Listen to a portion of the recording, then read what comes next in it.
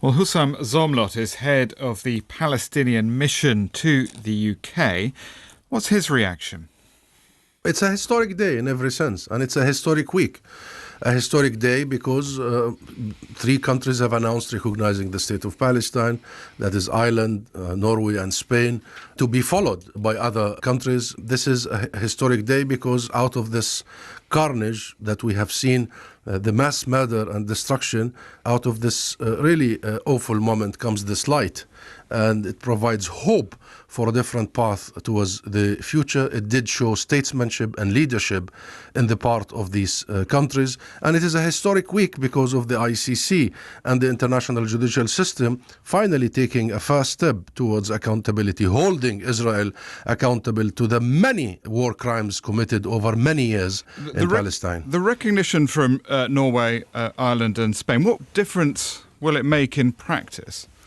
Huge difference. The first and foremost is the right to self-determination of the Palestinian people is an inalienable right. This is not a gift or a favor by any country, especially by the occupying power, that is Israel.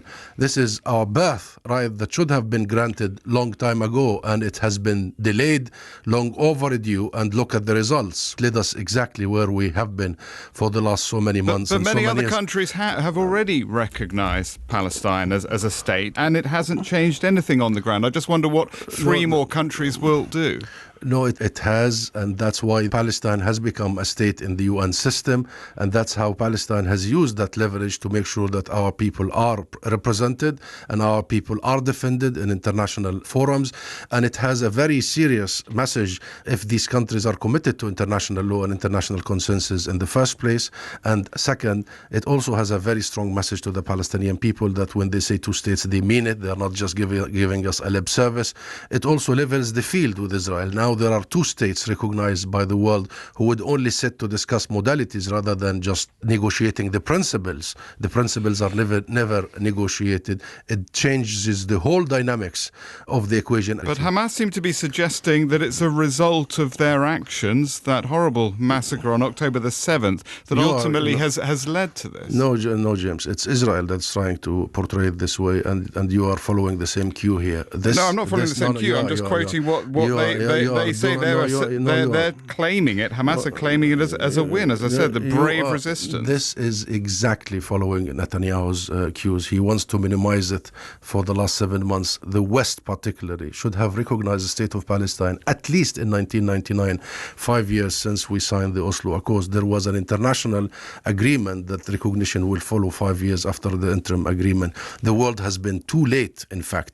And we hope that this is going to be a first step to take us into a different direction. So this is about an entire people that have been oppressed, have been dispossessed, has been ethnically cleansed, and now under genocide, being genocided in Gaza, as you have followed, and in the West Bank as well, by the way.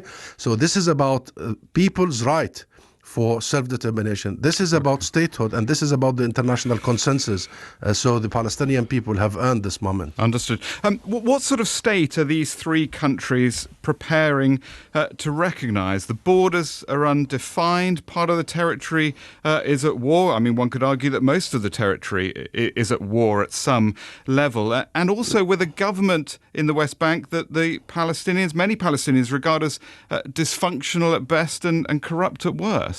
Wow, you've just made three big allegations, James. The first is we don't know the borders. You haven't followed all the international... No, but I'm just talking about the borders at the moment are undefined, aren't they? They're defined. They are very defined. The only party that doesn't accept that definition is Israel.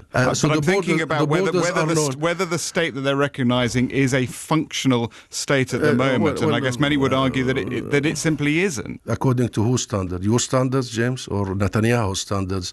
According to the World Bank and the UN, actually the Palestinian national institutions are already at the level of middle-income countries without even gaining our sovereignty. And this whole issue that the Palestinian areas are at war, that's also a wrong framing, very wrong framing, James. Palestinian territory is under occupation, military occupation, oppression, apartheid. And this is not me saying, this is the UN saying, this is numerous international human rights organizations saying. And all I'm trying to get at is, but by doing this, how does this in practice on the ground create a functioning Palestinian state? How does it advance that cause? Big time. Recognition of people's rights are not conditional upon anything. It's a birthright. Husam Zomlot, who's head of the Palestinian mission to the